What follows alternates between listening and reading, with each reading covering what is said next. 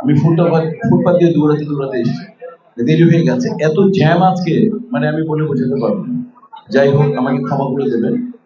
আর আজকে যে ছবিটা হচ্ছে, ছবির পরিচালক হচ্ছে আমার বন্ধু, আমার আমার জীবনের একটা অংশ।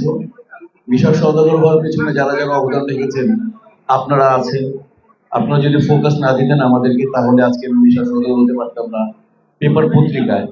কিন্তু ফিল্মে আমার ক্যারিয়ারকে যারা স্থাপন করেছেন, যারা মিশা সওদাগর বানিয়েছেন, মিশা সওদাগর বানিয়েছেন, এর মধ্যে আমি যদি তিনটি নাম নিই, এর মধ্যে তিনটির মধ্যে একজন হবেন আমার বন্ধু, এই ছবির পরিচালক, এদেশের কমার্শিয়াল ছবির সবচাইতেই বলবো যে এই বাবু ভাইয়ের সাথে কাজ করতো, বাবু ভাইয়ের সাথে আমি কাজ করতাম, এম সরকারের সাথে কাজ করতো, ওস্তাদের সাথে, তার সাথে কাজ করতাম। এরপরও প্রথম ছবি করলো দানব, এবং দানবের নাম ভূমিকায় আমি অভিনয় করেছি। ওই ছবি ইনশাআল্লাহ আমাদের সুপার ডুপার হিট। এ পর্যন্ত বদিউল আলম খোকন ছবি তৈরি করেছে বন্ধু, হ্যাঁ, 34টা ছবি করেছে। এর মধ্যে আমাদের আগুন, আগুন আমাদের ঈদে রিলিজ, রাইট? আগুন ঈদে রিলিজ, মানে 34টার মধ্যে আমি অভিনয় করেছি 33টাতেও।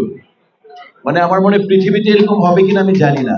মানে একটা পরিচালকের সাথে এমনই বোঝা পড়া যে যে যার 34টা ছবি 33টা ছবির আমি আর্টিস্ট।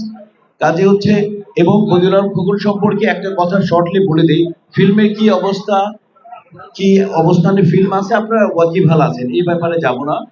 তবে খালি বদিউল আলম খোকন টিম সম্পর্কে বলতে চাই, ফিল্মের টিম লাগে, যে সমস্ত পরিচালকরা তার দুটি ছড়িয়েছেন, তার পারফরমেন্সকে তার মেধা দিয়ে আলোয় আলোকিত করেছেন। স্বাধীনতার পরে যে সমস্ত পরিচালকদের একটা টিম ছিল, মনে করেন আমি মুনতাজুর রহমান আকবর, আমি এই যে মিন্টু ভাই, কাজী হায়াত, মানে যারা super duper hit, Narayan Ghosh, Mita, মানে জহির ভাই, সবাই তাদের একটা টিম ছিল। লাস্টে যে সবচেয়ে বড় স্ট্রং টিম ছিল, সেটা ছিল শহীদ ইসলাম খোকনের। তারপরে মুনতাজুর রহমান আকবরের টিম ছিল স্ট্রং টিম।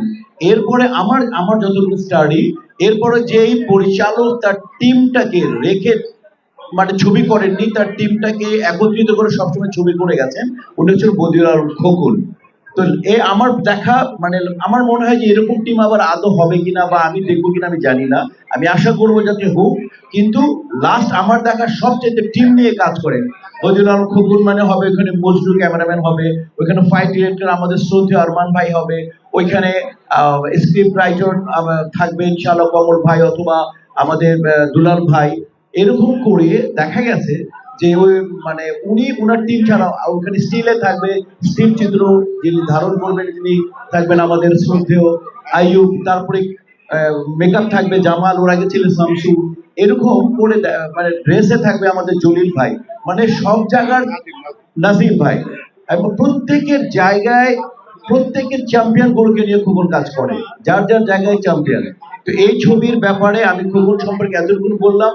এই খোকনই এবার ইন্ট্রোডাকশন করাতে যাচ্ছে, যে আরেকবার মুস্তাফিজুর রহমান মানিকের ছবিতে কাজ করেছে আমার বাম পাশে, আমার ছেলে সমতুল্য মুন্না।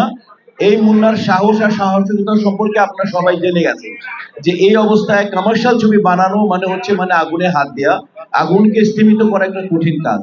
তো সেই জায়গায় আমি বলবো যে ওর সাহসকে আমি সালাম জানাই, এবং এই মানে আমার বন্ধু ও খোকনের মাধ্যমে নিজেকে ইনশাআল্লাহ নিজের মেধাকে ও তুলে ধরবে, ও চেষ্টা করতেছে, ইনশাআল্লাহ ওর চেষ্টাটা সার্থক হোক।